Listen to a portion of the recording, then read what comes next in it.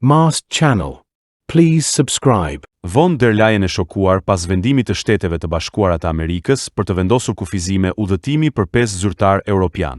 Departamenti i Shtetit u tha zyrtarëve: "Nuk jeni më të mirëpritur në Amerikë." Vendimi i Departamentit të Shtetit për të vendosur kufizime udhëtimi për 5 zyrtar europian përfshir ish komisionerin famkeq europian dhe armikun fanatik të Donald Trump dhe Elon Musk, Thierry Breton, konsiderohet një shuplak për Komisionin Europian. Më konkretisht, ndalimi i hyrjes në Amerikë pasi prania e tyre përbën rrezik serioz për të ndikuar dhe ndryshuar rregulla themelore për lirinë e fjalës, shqetëson së tepërmi personat e ndaluar, të cilët po u paraqes menjëherë. Thierry Breton, ish komisioner i Bashkimit Evropian për tregun e brendshëm dhe shërbimet digjitale, i njohur për rolin e tij në formësimin e aktit të shërbimeve digjitale DSA, përmes të cilit janë vendosur gjoba të larta në platformat amerikane. Imran Ahmed, drejtor ekzekutiv i Qendrës për kundërshtimin e urrejtjes digjitale, i cili u akuzua për përfshirje në fushata kundër informacionit të lirë. Claire Melford, drejtore ekzekutive e Indeksit Global të Dezinformimit, një organizatë që monitoron përhapjen e dezinformimit të supozuar, që në thelb kontrollon lirinë e fjalës, ose më mirë e pengon fjalën e lirë. Annalena von Hodenberg, themeluese e Hate Aid, një organizatë gjermane që supozohet se punon për të luftuar urrejtjen online. Josefin Ballon, antare e Hate Aid, gjithashtu e përfshirë në përpjekjet kundër urrejtjes online.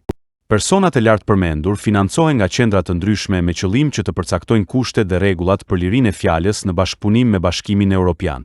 Në thelb, ata gjykojnë se çfarë duhet thënë dhe çfarë nuk duhet thënë. Presidentja e Komisionit Evropian, Madame Ursula, duket të jetë e shokuar.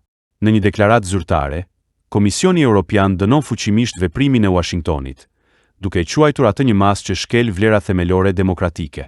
Me fjalë të tjera, ndalimi i hyrjes nga një vend për njerëzit që sulmojnë lirinë e fjalës është një sulm ndaj parimeve themelore.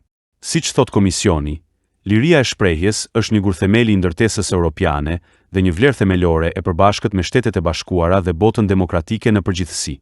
Ky vendim bie ndesh me parimet që Europa dhe Shtetet e Bashkuara historikisht i kanë mbrojtur së bashku, thekson Komisioni. Njoftimi lë shenja të qarta se kufizimet amerikane lidhen me qëndrimin dhe rolin e zyrtarëve europian në formulimin dhe zbatimin e rregullave digjitale të Bashkimit Evropian, të cilat kanë shkaktuar fërkime me kompanitë e mëdha amerikane të teknologjisë.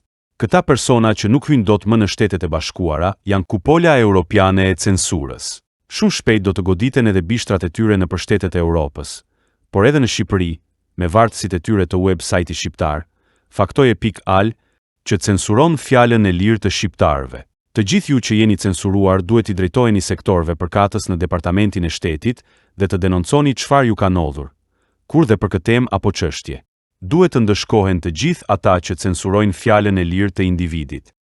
Po u vjen fundi, popujt po zgjohen dhe po reagojnë, dhe që sigurisht roli i Amerikës dhe presidenti Trump është vendimtar.